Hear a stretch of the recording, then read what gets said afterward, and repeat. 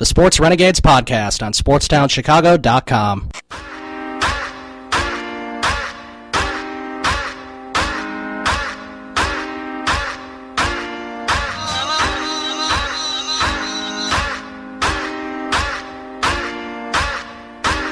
All right, welcome back to the Sports Renegades here on SportsTownChicago.com. I'm Ryan Stuprich. I'm Ryan Risky. And the Magic's pick is in. They should be making it any moment. They also have a very good young team and a good starting lineup, that's for sure. Headed by Vucevic and Victor Oladipo, and they have Channing Frye as well, who's sort of a veteran presence there. So they've got a lot of people, and they're another team that could be very good in the next few years. Probably not as good as the Timberwolves, I'd say, but they have a good chance of doing something, for sure. They were only 25 and 57 last year, so they're looking to make an improvement. I think if they can get 10, 15 more wins, I mean, that'll be a massive improvement for them, for sure. Yeah, it will be. And, I mean, it's kind of interesting to see where certain names will fall in this draft, like Frank Kaminsky. Was he the College Player of the Year? Yes. And, a lot of scouts said they don't think his skill set will translate to the NBA. Well, which is sort of true. I wouldn't be shocked, except one thing Frank Kaminsky can do is shoot the ball.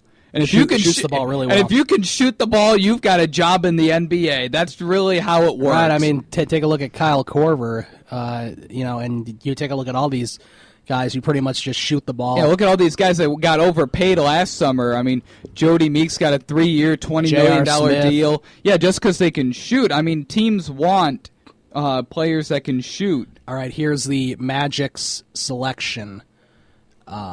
We're assuming that it'll continue to go in order, but we'll have to see. Yeah, they took Mario Hezonja, which we said before the break. Yeah, who is that's the guy from Croatia, the shooting guard from Croatia. I knew there was someone from Croatia. So they have a lot of European guys, 2 European guys, one from Latvia and one from Croatia, going into the NBA. We'll have to see, because, of course, when the Bulls took Mirotic, he decided to stay over with the Spanish national team and play.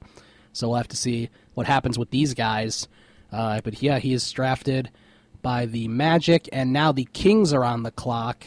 And also, I think the Pistons have the 8th pick, I believe, and they were projected by a lot of people to take Sam Decker, who is actually who is also on Wisconsin, but he's the same age as us. But he's a year younger than Frank Kaminsky, but he definitely has a good shot of being a good player in the NBA too, Sam Decker.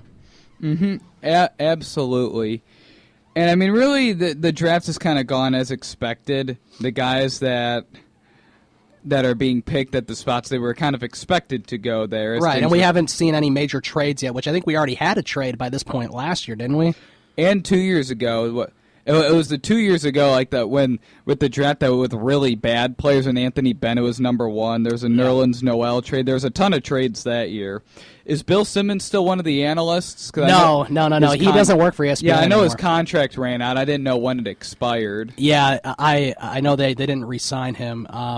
I don't believe he's heading. I don't even think he runs his online site anymore either. Yeah. Someone just tweeted out that 98% of Knicks fans have no idea who Kristaps Porzingis is. I'm sure they don't. No, I'm sure they don't. It's Knicks fans. Stephen A. Smith just made an angry tweet about the Knicks pick. He said, "I'm done. I'm just done with this team. I'm turning the draft off right now. I know Porzingis can play." Well, you got to have faith in Phil Jackson. Maybe he's senile. Yeah, I know Porzingis can play, except we don't need the next coming of Andre Bargnani. That's true. That was the number 1 pick in 06 for them, and that was one of the biggest number 1 overall of a bust that we've seen. I mean, Kwame Brown is I think he might be a little bigger of a bust than Bargnani. I mean, obviously Oden takes the cake, but other than that, I think Brown might have been worse than Oden. Yeah, but Oden never played in the NBA. At least Brown played in the NBA. I mean, Oden played what? I think he played a total of 82 games until the Heat signed him last year. Yeah, and then he played 15 or 20 then. So so he's probably played around 100 games. Yeah, that's definitely less than Kwame Brown. I think he played more. I mean, he was horrible, but he played more.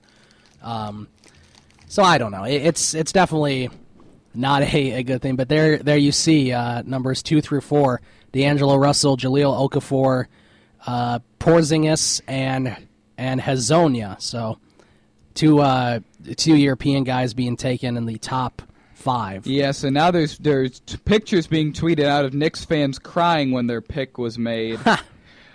Well, hey, maybe. Yeah. I mean, you can't at this point already be upset about it. I mean, they took the best available player possibly. Obviously, the European game doesn't necessarily translate to the NBA game, but there's been a lot of good European players, and there's no reason why he can't be one of them, right? I think a lot of the problem is they have a bad team. Yeah. I mean, the Knicks, and they also have a history of poor drafting. Yeah, they do. But maybe with Phil Jackson here now. And now a bunch of Knicks fans have put paper bags over their heads at the draft. Maybe he sees something like when Tony Kukoc was drafted by the Bulls. He was sort of an unknown European guy, ended up being one of the best players in the NBA. He also won the Sixth Man Award. So, I mean, you can't just write off what Phil Jackson's doing. I mean, He has a proven track record. He obviously had a lot of say in this pick, I would think. I'm sure it wasn't Derek Fisher who was making this pick. So we'll have to see how it works out. I think a big problem is their coach is Derek Fisher. I think that's a big problem that the Knicks have. Yeah, I think Phil Jackson wanted Steve Kerr, and then he saw the Knicks and was like, Right, yeah, I don't think so. All right, while we got some time here, the Kings pick is in, but they are on commercial break. We'll talk about that. Yeah, we'll see who Vlade Rivac picked, where he said that his pick was untouchable. We'll see what kind of player he got. Right. While we're waiting for that, we will transition over to the Cubs right now. As we said at the end of our first segment when we were talking about the White Sox, the Cubs have a huge series in St. Louis. They ended up splitting with the Dodgers, even though they lost the 2 games that we would have thought they would have won. Either way, a split with the Dodgers is pretty good. So their record is the same as it was going into the series against the Dodgers as far as percentage-wise. But it's going to be very interesting to see if they can slow down the Cardinals, because no one's been able to. And the Miami Marlins are about to get swept by the Cardinals. So hopefully the Cubs can slow them down, because the Cardinals have the best record in all of baseball by a pretty wide margin. I think them and the Royals are the only teams with 40 wins. Maybe there's a couple more teams now that have 40 wins, but it's going to be an uphill battle. But Arrieta pitches Friday, and he's been lights out his last 2 starts. Yes, he has a complete game shutout on Father's Day. Yep, against the Twins, and then he pitched really well before that too. Each start he's gotten progressively better, so that's always a good sign. He has. If you look at his game by game schedule, his bad starts have mostly come at home. Right. I mean, we've seen that firsthand. You and I have seen that firsthand. Yeah, we've seen Arrieta pitch twice at home this year. Well, we saw that against the Reds, and we saw that against the Brewers. Yes. So that wasn't. And then the game against the Indians last week was terrible. Yes, it was. He gave up 6 earned runs? Yeah, and remember the first hit he allowed was a 3-run homer. Yeah, that's a shame because he was walking so many guys. It's sort of like last night of the Cubs game. I mean, Kyle Hendricks, he gave up a 3-run homer to Justin Turner, who's been playing really well.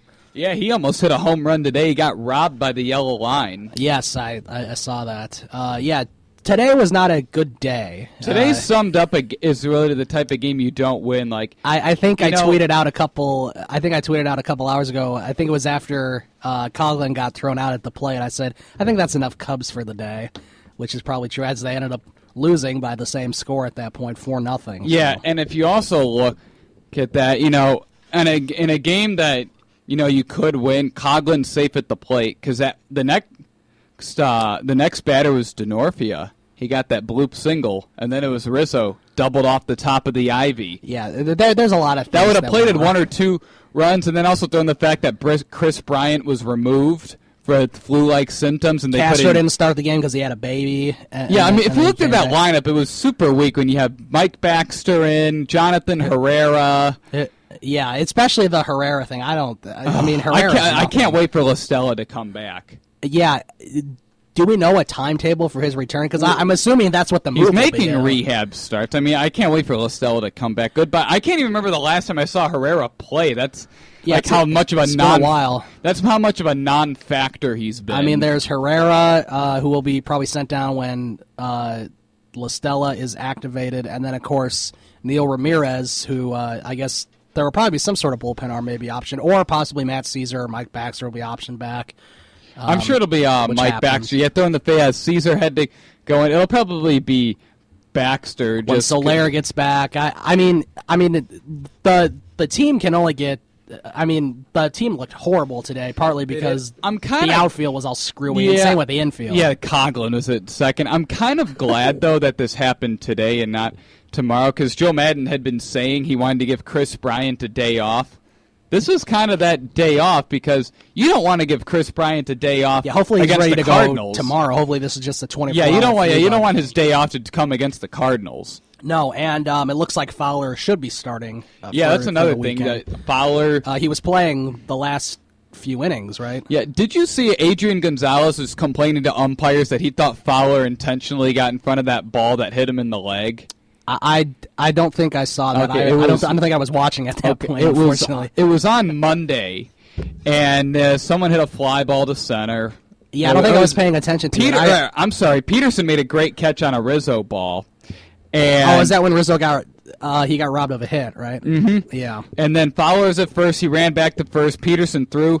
The throw bounced and hit Fowler in the back leg, and Adrian Gonzalez started screaming at the umpire. Yeah. That he was pointing at Fowler and the ball, was trying to say that he intentionally got in front of it. And then if you look at the replay, Fowler never one time looked back, didn't even move. The ball the ball bounced and hit his back leg. I remember people talking about it, but I wasn't paying attention to the play when it happened. Yeah, it was ridiculous how much complaining Adrian Gonzalez does. Like, trying to say Dexter Fowler intentionally got in front of a ball he never saw when he was trying to get back to a base.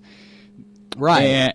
And then obviously he was complaining about that fan who with the baby who caught that ball, fan interference. Yeah, that was interesting. It was feeding a baby. Like, come on, man! You're holding a baby and feeding it, and then you cause fan interference on a ball. Well, he's trying to catch the ball, protect his baby. He probably shouldn't have his baby there in the first place. His wife was sitting right next to him. Give the wife the baby and try to get the ball. Except you could tell he knew that he was reaching out over into the field to play. Yeah, great. It was a great catch. It was a fantastic catch. The rule is that you are supposed to be ejected for that, but obviously he was holding a baby and stuff, so they didn't want to cause a media uproar, so they didn't want to do that. And then he got interviewed by CSN Chicago. Kelly Kroll went and interviewed him. Yeah, the thing that made it special for the fans at Wrigley Field. They cheered him. They showed it on the Jumbotron. That's because they had these scoreboards out there and the Jumbotron. If this happened last year, only 5 people would know about it. Yeah, no one would have. Then people would be booing when the Hamill was called out. Right. So I don't know, but it was a cool play. It was an interesting play, but then of course everyone on Twitter has one side, either who cares, or oh my God, he shouldn't have his baby that close to the field, and everyone's freaking out about it. He's a father; he's responsible. He knows if. I think I don't think we should be telling parents what to do at.